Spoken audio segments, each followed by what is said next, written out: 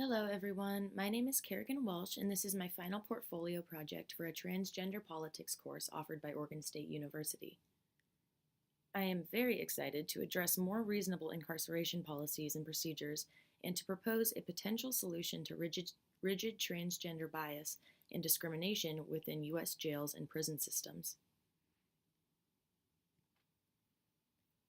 Before examining the needed changes to U.S. incarceration system policies, let's look at the drastic differences in incarceration and reincarceration rates of men and women in Norwegian jails and prisons. According to the figure, the U.S. incarceration rate is almost 10 times that of Norway's. Norway's incarceration rate of just 72 per 100,000 people is substantially smaller in comparison to 726 people for every 100,000 people in the United States. These differences in incarceration systems are further examined too, where in an online article, editor Christina Sturbins claims that Norway has one of the lowest recidivism rates in the world at 20%, whereas the United States has one of the highest, with about 77% of prisoners rearrested within 5 years. Sturbins finally recognizes that even fewer than 4,000 of Norway's 5 million people were incarcerated as of August 2014, leading to the question, how are Norway's incarceration rates so low? Well, Norway relies on this concept called restorative justice, which aims to repair the harm caused by inmates' crimes rather than to continuously punish the perpetrators of those crimes. The system focuses on rehabilitating prisoners. Let's look at Halden Prison, for example, a maximum security prison in Halden, Norway. The Halden Prison facility tries to maintain as much normalcy as possible, meaning no bars on the windows, fully equipped kitchens with sharp objects, and even friendships between inmates and officers. So, too, does the Halden facility assist with inmates' preparation for life on the outside with vocational programs, woodworking, assembly workshops, and even a recording studio. Halden är egentligen ett slags experiment. Det vill säga, vad händer med återfallsprocenten om man behandlar fångar så jämlikt och respektfullt som bara möjligt?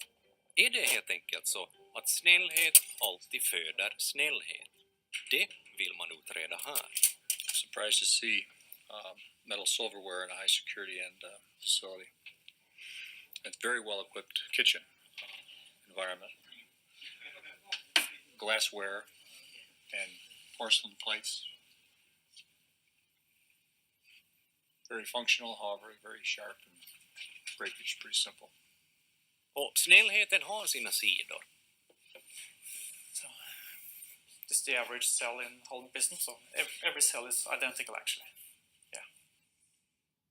Fången ska till exempel få röka på cellen om han eller hon så bara vill.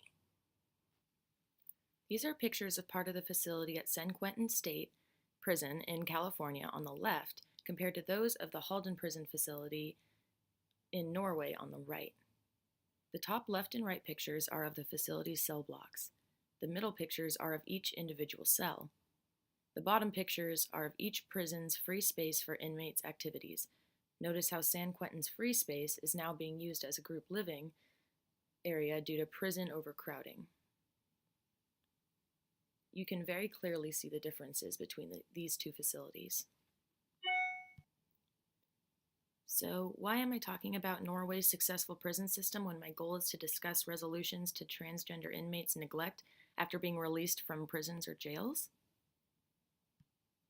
Because I want to imitate Norway's incarceration strategies and illustrate similar socialization techniques within U.S. prison facilities. Doing this would likely completely rid of other inmates and officers' much more prevalent bias and mistreatment towards transgender and nonconforming convicts. United States prisons and jails' imitations of Norway's incarceration strategies and techniques would require all inmates to immediately begin working on their education and learning how to socialize with those around them in a productive way. By giving inmates daily tasks or challenges that strip them of their freedom while still rewarding their participation or rehabilitation efforts with clean and comfortable living arrangements, Norway inspires its inmates to work for a better life or learn how to do so.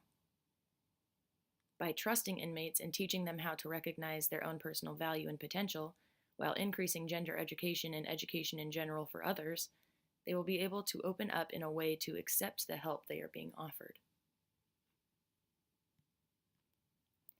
So far, the United States has unfortunately not done much to decrease transgender and gender nonconforming discrimination, as well as recidivism rates within its incarceration systems. However, this clip taken from Unit K6G of the Los Angeles County Men's Central Jail in California shows one of the United States' newer efforts to at least somewhat rid of gender discrimination. K6G. We got Erica here. Hi, Erica. Hi. They are among the 400 gay, transgender, or bisexual residents who live separately from the jail's general population. Do you think that establishing a ward for gay, transgender is really important for our prison system and jail system? Absolutely. Absolutely. It's critical. Because a lot of places don't have it. Right. No, we don't have to worry about being attacked in the middle of the night because we're different and because people. And although the segregation of gay, transsexual, and bisexual inmates may have seemed great for protection purposes in theory, separating nonconforming individuals from conforming others, in my opinion, actually promotes gender discrimination and barriers by even further limiting conforming and nonconforming persons' social interactions, doing the exact opposite of implementing mandatory educational programs. The other not-so-rosy aspect of life here is the recidivism rate. Gay and transgender inmates are much more likely to reoffend after they've been released. Part of the reason is fewer support services on the outside. Another is drugs. For Steve, it was an addiction to meth that landed him here. When I walked back through these doors, I felt demoralized, dejected, and a little more than defeated. And I'm just now starting to get my inspiration back and my motivation. So, with techniques involving restorative justice and understanding with other inmates and staff, borrowed from Norway's evidently successful incarceration system, and the integration rather than the segregation of transgender and gender nonconforming persons into multigender populations, the U.S. could create new policies that require inmates' mandatory participation in educational programs for topics such as race, sex, and quite importantly, gender. A poem to summarize the perpetuation of gender mistreatment within the incarceration system. Matching jumpsuits don't really say express yourself. Violence and isolation don't really say love yourself.